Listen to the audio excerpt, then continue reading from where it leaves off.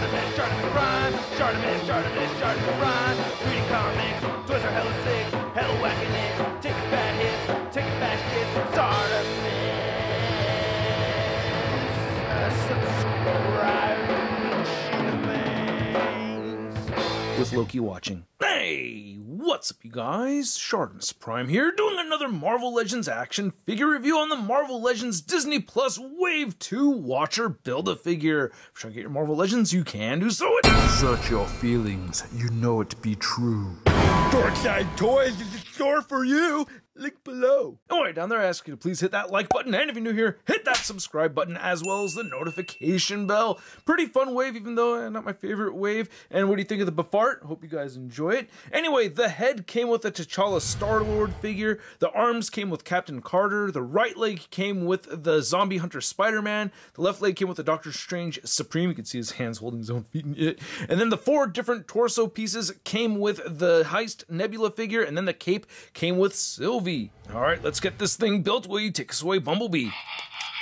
Alright, so yeah, fun Befart, right? No? I don't know, I liked it. It's been a while since I've made some Befart. Anyway, yeah, this piece right here, these 4 pieces right here, these all came with the Heist Nebula figure, so I'm going to start there and put that left leg on there first. And then you can see those long Watcher legs that actually have some paint apps on them. And then you can go ahead and put this one on.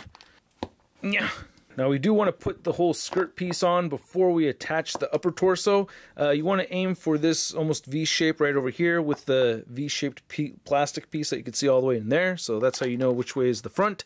So we're going to put that on like so, and then go ahead and grab this. And I honestly think that I put that on backwards. I don't know, you'll see it in the photos later on. But yeah, you'll see some pictures where the darker part is actually on the back of the figure instead. So that was an oopsie. But anyway, get the left arm, port it in right here like that.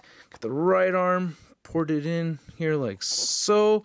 And then we can get the cape draped over. Oh, didn't port that in all the way. All right, got that cleared. And then we have this whole back piece right there. And then lastly, we put on the head. Yeah, now we have the Watcher all built. Not a bad looking figure, but not any accessories included or anything like that. So let's just get a closer look at the Watcher. If you're not watching the Watcher. You guys get that song stuck in your head? I really like the design. I think this looks very cool. Reminds me of the comics, but changed, of course, and I think it's a very cool look. Its voice acting is absolutely amazing. I still need to watch the season finale, and I gotta say, I really dig how they've done this right over here with the head sculpt, and you get some nice shadowing effect throughout. Love those paint apps. I kind of wish I had like a separate head with the glowing blue eyes, but at the same time, I see that as a nitpick because I really like how this looks. Clean white paint apps and everything. I like the fade under the eyes. The mouth looks really good. Really like the flesh tone throughout on this thing. Nice subtle gradient and everything. So really digging that. You could barely see the molding line going all the way through the top of the head. It's like barely visible. So I really like that. And I like the subtleties that we see throughout on the figure. You know, there's not much of a color variation for the skin tone. I do like the pinless joints, and you have this gold wristband right over here. The hands look pretty good. It does have fingernails sculpted in there, so that's pretty neat. Then on the right side, you have this whole wizard sleeve going on, and this pops off a lot easier than I'd like it to. That's one of the frustrating things about the figure, so probably pop off again. When you have this pose, it's going to be weird, like if you have it facing outward and it's not draping down. So that's something that bothers me every time you have, like, you know, the wizard sleeve. I do like how this whole chest plate, you know, looks right over here. I don't remember seeing him all armored out in the comics, but I'm not a big What If fan, so it may have happened like that in the comics. But anyway, yeah, that looks pretty good. I like those subtle, like, copperish streaks going across over the gold. That's pretty cool. And then the gradient blue right over here looks awesome. I really dig that quite a bit, and I like how consistent it is with the cape over here. You get this nice texturing on the inside of this cape, and you can see how it fades up along with the front of this whole section. So that's really dope. I like that. It's pretty soft material, and you can see how it's the lighter blue all the way up there. And then you can also see the very back of the figure. You know, it's broken up a little bit, but it doesn't look bad to me. And then we get some nice, beautiful Uatu toes. And then we get peg holes at the bottom of the feet. Let's see if it helps putting this back piece underneath the cape. So I made sure that the cape is over it. Hopefully it stays better. Anyway, you can move the head up that far. It is on a ball joint, so no hinge. You can move it down. You can turn side to side, and he has good head pivoting. The shoulders move outward pretty far on both sides, and you can move them down. On this side, well, on both sides, you could rotate a full 360. On this side only, you get the bicep swivel. You get the pinless double jointed elbows, and then the wrist turns side to side and hinges up and down. On this right side, you get the same shoulder articulation, no bicep cut or anything, but you get a single jointed elbow that does bend at the 90-degree mark, and you also have a swivel at the elbow.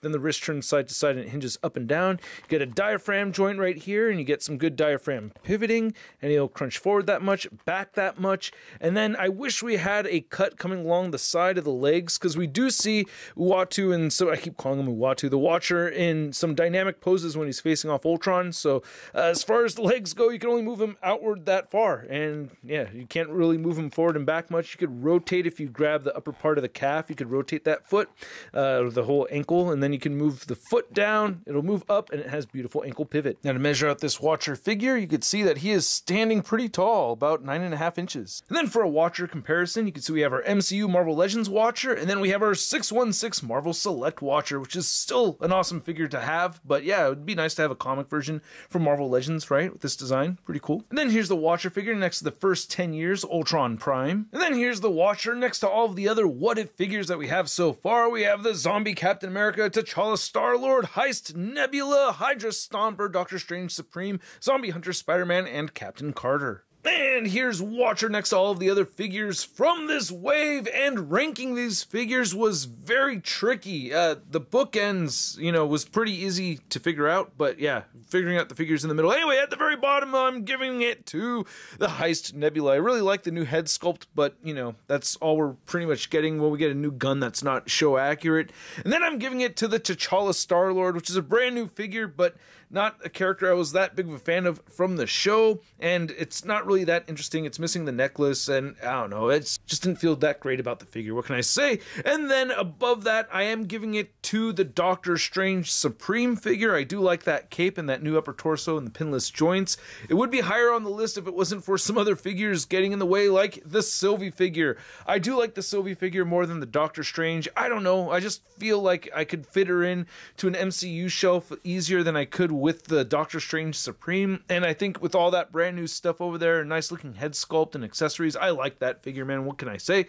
But I am surprised that I did put the Spider-Man above it, because we're seeing way more reused stuff with this figure than, of course, that one, but it's a good Spider-Man figure. I'm not going to have him displayed like this, probably, just as regular Spider-Man figure. It's dope. And then number 3 spot, it was pretty tough to put this figure this down on the list, but yeah, number 3, I am giving it to Captain Carter. She would be closer to the number 1 spot if it wasn't for those banana boots. She still falls over way easier than I'd like, and I did see the announcement yesterday of the new repaint version of that figure. Not that thrilled about it. I might get it. But anyway, at the number 2 spot, I did give it to the Zombie Captain America. I love that figure. The combination of the soft Disney aesthetic mixed in with the gore, I don't know, I just love that piece. But I am giving the number 1 spot to the Watcher right over here, because having a Watcher figure on the MCU shelf, I think it'd fit in just fine. We've seen Watcher in the MCU, and I think this could very well easily fit in to a live action display as well as a what if display. So yeah, for me, this is the most desirable figure out of all of them over here. If you have your ranking, please share it with me in the comment section. If I read it, I'll leave a heart. Then here's the Watcher Build-A-Figure. Next to your average 6-inch scale figure, we have the Marvel Legends Big Time Letdown Spider-Man. Hey, what if Big Time Letdown Spider-Man was a big time badass? So I hope you guys enjoyed this video. If you did, show some love to the channel by hitting that like button, and if you're new here, hit that subscribe button as well as the notification bell, and a big thanks to all these true believers over here that support this content via Patreon. It really does go a long way. If you're in a position to do so and you're interested, check it out, link below. The figure is a lot more fun than I initially intended it to be, or thought it would be anyway, and I like it. I like this Watcher figure. It looks really good. I like the paint detail. From the 3D renders that we see on the back of the packaging, I didn't really pick up on much much paint detail. So seeing that added onto the figure, or from my point of view, added onto the figure, just makes me a lot happier. I think I did screw up around this time with the way I had the skirt piece facing, so you may see it backwards while it's spinning right over here. And I did add that effect piece. It would have been nice to see some effect pieces. I liked seeing powered up Watcher and Battle and everything from the What If show. So yeah, you know, there's more you can do with this figure than I initially thought, and I'm really happy with it. And at the price point of a Build-A-Figure, I'm gonna give it a Sud rating of I love it! and I'd like to know what you guys think. So please let me know in the comments section below. If you want to see a photo gallery of images and the latest Marvel news, you can find it all over at marvelousnews.com. And if you want to stay in touch with me over on social media, you can find me over on Instagram, Twitter, Twitch, TikTok, and you can see the latest from the Street Humans Kickstarter in the link in the description below as well. And I will catch you guys later. Peace!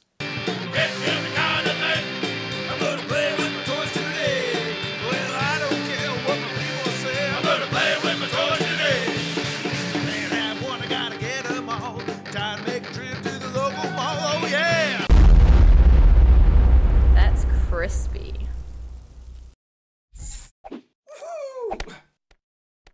Hey, new Sharkness Prime videos. Hey, you should click one. Yeah, click on one of them. Or subscribe if you haven't.